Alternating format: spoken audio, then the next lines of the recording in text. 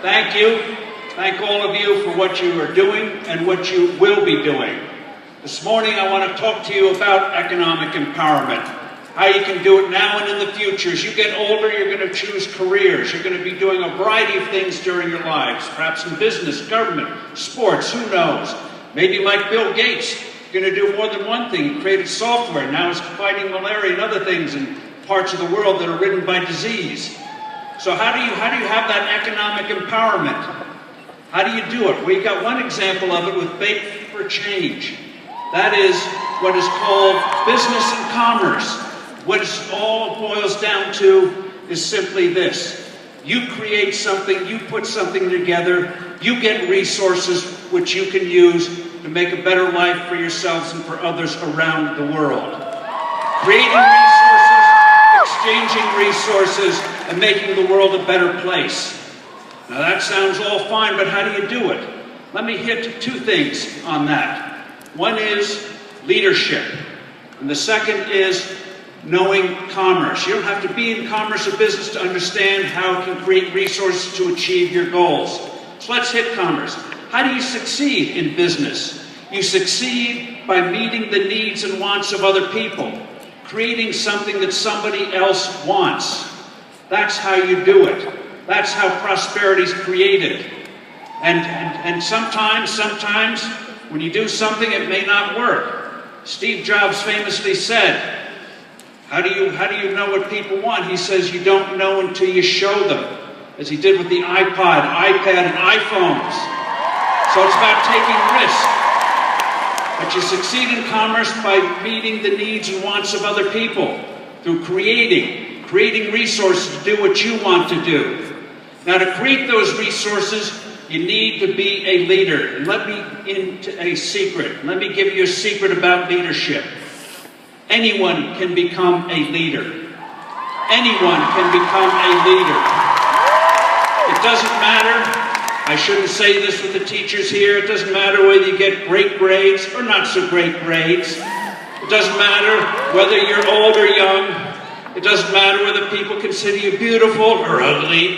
It doesn't matter. The key thing is leaders are not born. Leaders are people who create it and learn to do it. Steve Jobs did it the hard way.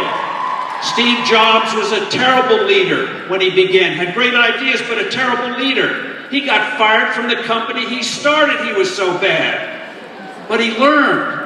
12 years after he was fired, he learned through success and then failure and success how to be an effective leader, how to create teamwork and cooperation.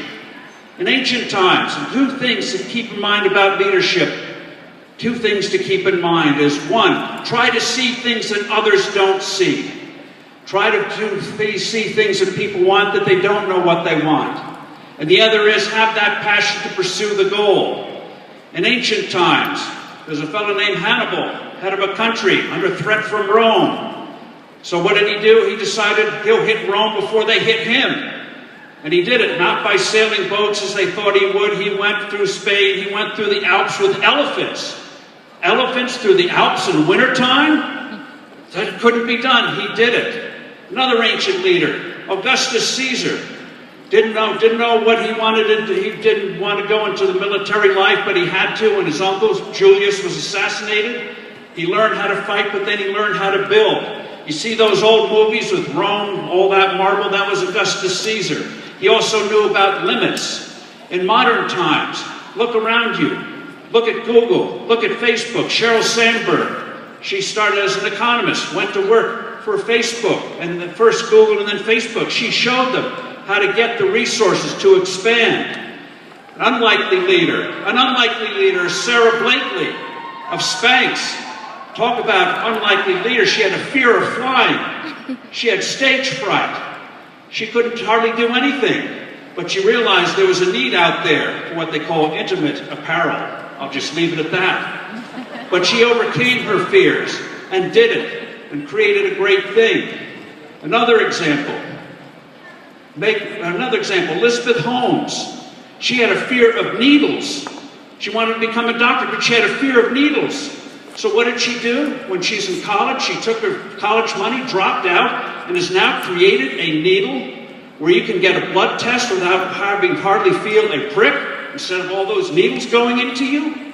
Before the age of 30, she's now a billionaire. She's revolutionizing the way they test blood. Ladies and gentlemen, understand about creating resources, understand leadership, and let no one tell you you can't become a leader. You teach yourself to become a leader, and you'll make the world a better place. Thank you very much.